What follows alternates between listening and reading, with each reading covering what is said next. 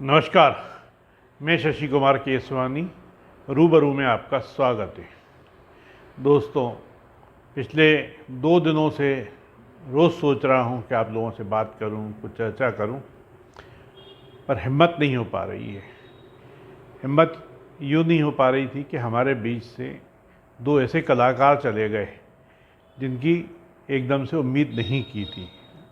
हम सोच तो रहे थे, इरफान के लिए सोच रहे थे 2 साल से कि स्थिति अच्छी नहीं है, बहुत अच्छी तरह से जानकारी थी, सब चीज़ें समझ रहे थे। उसके बावजूद भी एक उम्मीद, एक आस रहती है, और इस तरह से उम्मीद नहीं थी कि अचानक से इस तरीके से जाएंगे, ठीक होते होते कोई चला जाएगा इस तरीके से। इरफान, हालांकि वो इरफान खान पहले लिखते थे, बाद में उन्होंने खान हटा दिया था, इसलिए सिर्फ इरफान ही कहता हूँ मैं। इरफान जो हैं उन कलाकारों में से रहे जिसकी इस देश में कद्र बहुत देर से हुई। 1980 से लेके 2000 तक तो उसको एक अच्छी कोई पहचान तक न मिली। टीवी सीरियल्स में काम करते रहे, दूसरी जगह काम करते रहे। पहचान आके 2000 के बाद 2003 में ईमानदारी से मिली। अफसोस इस बात का होता है कि हमारे पास जब अच्छा कलाकार होता है, धारा के विपरीत बहने वाला आदमी होता है, उस टाइम शायद हम उसकी उस तरह से कद्र नहीं कर पाते हैं।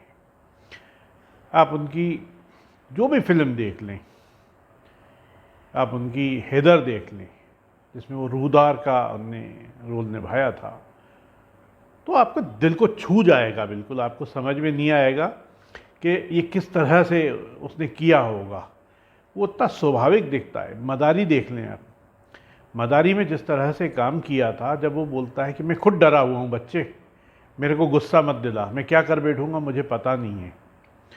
तो उनके कहने का जो अंदाज़ था वो बिल्कुल एक अद्भुत टाइप का था। आधी चीज़ें तो उनकी आंखें बयान कर रही थी, आंखें छुपाने के बावजूद उस सीन में बिल्कुल आंखें छुपाते हैं वो। इस तरह के कलाकार का दुर्भाग्य ये रहा, सालों तक किसी ने उस तरीके का उपयोग नहीं कर पाए। प्रोड्यूसर उस टाइम पे, कई डायरेक्टर, कई फिल्म स्टार्स के बच्चों को लॉन्च कर रहे थे जब इरफान संघर्ष कर रहे थे। उनके संघर्ष की बहुत लंबी कहानी है कि वो एक प्रोग्राम में या ऐसे यूट्यूब के एक चैनल पे 15 मिनट या 10 मिनट के प्रोग्राम में की नहीं जा सकती, उसके ऊपर तो एक ग्रंथ लिखा जा सकता है पूरा। तो वो उनकी लंबी कहानी है, उस पर चर्चा नहीं करूँगा, सिर्फ उनकी फिल्मों की बातें करूँगा कि कद्र कैसे नहीं की। कद्र कब पड़ती है? आदमी के जाने के बाद। अब जब चले गए हैं तब आज हम उसकी चर्चा कर रहे हैं, सोशल मीडिया पे चर्चा हो रही है, टीवी पे चर्चा हो रही है। जब वो थे तो तब उतनी चर्चा नहीं थी। जब पीकू पिक्चर भी आई थी उस टाइम भी ये स्थिति थी कि कई जगह पे उनका जो किरदार था वो इतना ज़बरदस्त तरीके से उसने निभाया था कि बाकी कलाकार मतलब उसके सामने उनसे ऊपर दिखने लगे थे। चाहे वो अमिताभ हो, उस बात में कहने में मुझे झिझक भी नहीं होती है कि अमिताभ से कई बार वो अलग दिखने लगे थे अपना भूमिका में। उस तरीके का किरदार उसने निभाए। कई पिक्चरें उनकी ऐसी रही जिनकी किसकी बात की जाए। लंच बॉक्स देख लीजिए, लंच बॉक्स में जिस तरीके का किरदार निभाया गया था, लंच बॉक्स के लिए उन्होंने अपने क्रिटिक जितने रहते हैं, फिल्म क्रिटिक, उनको पहले पिक्चर दिखवाई गई कि वो देख लें। ये आदमी तभी कर पाता है जब उसको अपने काम के ऊपर बहुत ज़्यादा भरोसा होता है। उस भरोसे के बल पे ही वो उतना कॉन्फिडेंटली काम करते थे। जितनी पिक्चरें उनने की, आप कोई पिक्चर उठा के देख लें, कहीं उनकी एक्टिंग कमज़ोर नज़र नहीं आएगी। तो ऐसे कलाकार को उसके जाने के बाद बहुत याद किया जाता है। अगर आपने उनकी पिक्चरें देखी हैं तो फिर भी मैं चाहूँगा आप दोबारा वो पिक्चरें देखें, आप समझें उन चीज़ों को कि किस तरह से एक कलाकार हमारे बीच में से जब चला जाता है तो हम उसकी कद्र बाद में करते हैं। जब वो कलाकार होता है उस टाइम उसकी कद्र की जाए तो उसको भी अच्छा लगेगा। उस तारीफ़ का, उस अवार्ड्स का वो हकदार होना चाहिए हमेशा। लेकिन दुर्भाग्य से उनका उस तरीके से इस देश में तो कम से कम सम्मान नहीं हुआ। विदेश में ज़रूर हुआ, कई उनको अवार्ड भी मिले, कई फिल्में भी की, लेकिन आज वो हमारे बीच में नहीं है। तो अब बस उनकी बातें कर सकते हैं और यादें हैं उनकी हमारे बीच में। कुछ कलाकार ऐसे होते हैं जो वो चले भी जाते हैं लेकिन हमारे दिलों में रह जाते हैं। इरफान उन्हीं कलाकारों में से जो हमारे दिल के अंदर हमेशा ज़िंदा रहेगा, कभी जाएगा नहीं। जब भी याद आएगी उनकी एक पिक्चर देख ली जाएगी तो दिल भर जाएगा हमारा कि हाँ, हमारे बीच से, हमारे समय में ये कलाकार रहा था। आप ये सोचिए कि हमारी बहुत पीछे चले जाएं, 25-30 साल पीछे चले जाएं, 40 साल पीछे चले जाएं, संजीव कुमार को छोड़ दें तो उनके बराबर का कोई कलाकार नहीं दिखा और आने वाले लंबे समय तक उस तरह का कलाकार आता भी नहीं है।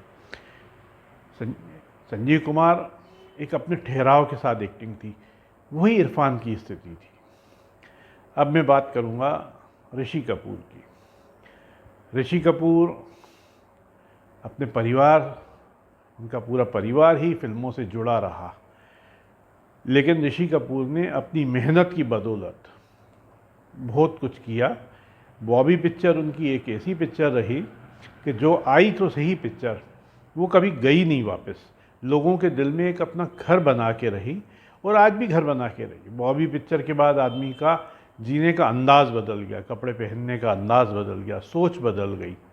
जब पिक्चर वो आई थी, मुझे याद है, एक बाइक आती थी राजदूत की, उसको बॉबी राजदूत ही कहा जाता था, कंपनी ने बाद में नाम भी दे दिया था उसको। पर्स आते थे बॉबी पिक्चर के, की रिंग्स आते थे। जितनी पब्लिसिटी उस पिक्चर की हुई थी, उस पिक्चर के साथ में बाकी लोगों ने जो कमाई की थी वो भी एक रिकॉर्ड कमाई की गई थी। टी शर्ट्स आती थी, बॉबी प्रिंट आती थी, जो कम पिक्चरों के साथ मैंने देखा है।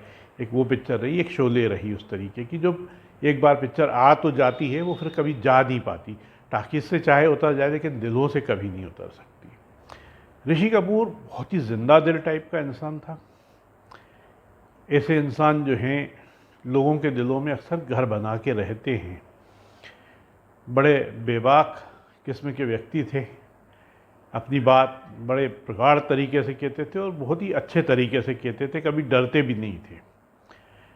शराब का प्रेम उनका पूरी दुनिया में जग ज़ाहिर था, कभी छुपाते भी नहीं थे। उन्होंने कई इंटरव्यू में कहा कि जब मैं रात भर शूट करता था तो सुबह 6:30 बजे जब मेरे को टाइम मिलता था तो मैं उस टाइम भी ड्रिंक कर लेता था।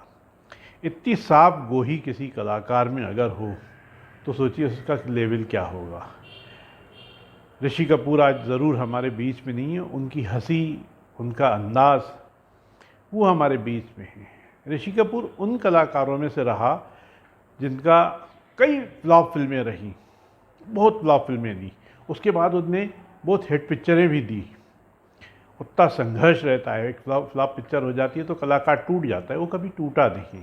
उसके बाद भी हिट पिक्चरें दी और बाद में तो उनने ऐसी पिक्चरें दी जो कल्पना नहीं कर सकते थे कि ऋषि कपूर इस टाइप के रोल में कर सकता है। 90 साल का आदमी बन के उसने काम किया। ऋषि कपूर के ख़ानदान में ही एक्टिंग रही थी, अलग तरीके का काम करने वाला था। और ये बड़ी उपलब्धि होती है जब बाप भी काम करे और बेटा भी काम करे और एक भी पिक्चर में करे, ये अपने आप में एक बड़ी उपलब्धि रहती है। तो ऐसे दो कलाकार हमारे बीच में से चले गए जिनका बहुत अफसोस रहेगा, बहुत दिनों तक उनको याद करते रहेंगे। और ऐसे समय में गए हैं जब देश और दुनिया बहुत संकट के दौर से गुजर रही है, बहुत ही गमगीन है, बहुत उदास है दुनिया। उस उदासी को थोड़ा और बढ़ाकर चले गए हैं दोनों ही। तो मेरी विनती है कि उन दोनों को, उनके परिवार को ये दुख सहने की शक्ति दें। ये प्रोग्राम आपको कैसा लगा हमें जानकारी देते रहिए। धन्यवाद।